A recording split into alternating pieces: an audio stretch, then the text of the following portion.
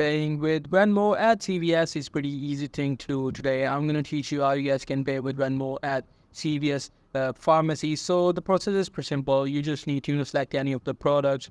And after that, suppose I want to, buy the vitamins. So I'm going to click on that and it will take me to the vitamin section of the website. And here I will select, any of the products randomly and add it to the cart.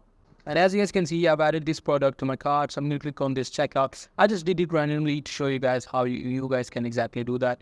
And now here, you have to go click on this checkout section and it will want me to, add the address. And here you will easily be able to pay using, the Visa or MasterCard. So how can you pay with Venmo? The process is very simple. You need to have a Venmo Visa card. So how can you get that? You just need to go to the Venmo app and in the card section, you can easily apply for the cards.